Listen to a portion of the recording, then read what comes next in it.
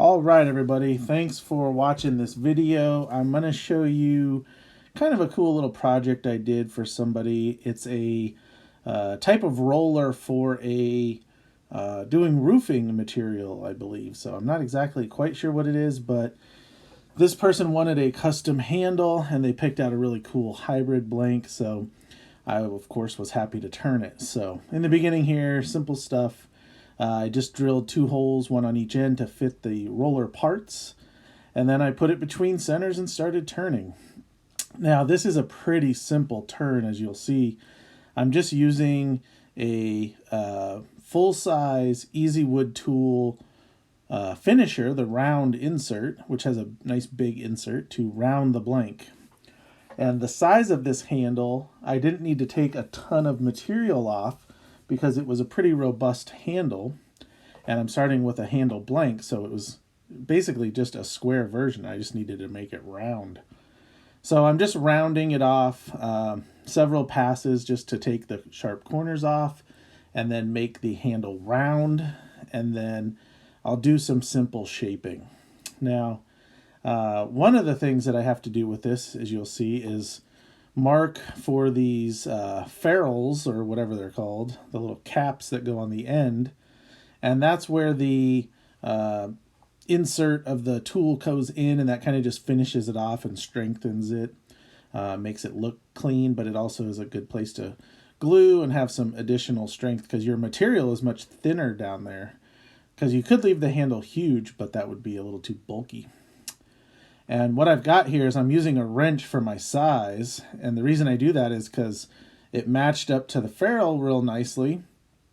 And I could just use the wrench quickly without having to grab a caliper or something. It just kind of fit and makes it easy. So I've done that before for certain things. If you have the right size wrench, it makes it easy. If you don't, obviously it doesn't. So once I've got those cut down to the right size and I know those are good, I'm going to continue shaping the body here. It's pretty simple. What I did was I just took this shaper or finisher tool and I made some cuts in on each side where the handle will dip. And then I go back and kind of just taper the whole tool into those handles.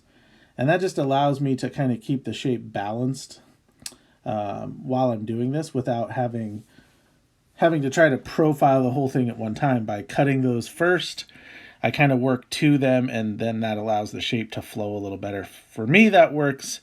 If you like doing it a different way, of course, do what works for you. But this is pretty quickly to size, so you can see how that wasn't a whole lot of turning. It was mostly just getting the sizes right. And then I sanded. I sanded from 220 to 600, although I don't show it all here. I just kind of go quickly.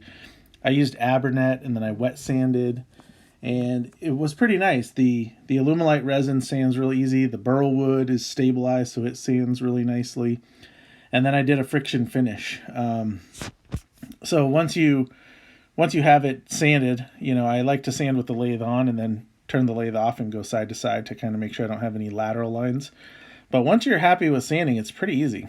I wipe it off with, I think I use some mineral spirits or something. Just make sure that's really dry before you put your finish on, which I did. And then I just used a friction finish. I used Mylands. It has a nice wax compound in it to help build up the finish and give it not only a good look, but then it lasts long. And I think being used a lot, this thing will get a lot of hands on it, so it'll get used. So pretty easy. Now I just mixed up some epoxy, and I'm basically gluing in the tools. This was a little tricky to do both at once. Thinking back on it, I probably would do one side at a time and glue and clamp. It'd just be easier. Not that this was hard, but I think that would just be easier to keep it lined up. Because this had a specific direction for the 2 parts to go. So you don't want to have one crooked too much and have it not be usable. But I think I got it here pretty good. I was just kind of like, what do I do here? Checking the alignment. But once I got it together and got it clamped, it went together pretty easy.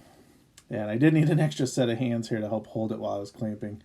So that worked out pretty good. But not bad, not a hard project, but kind of fun. And there you can see the finished project. So thanks for watching. Hope you enjoyed.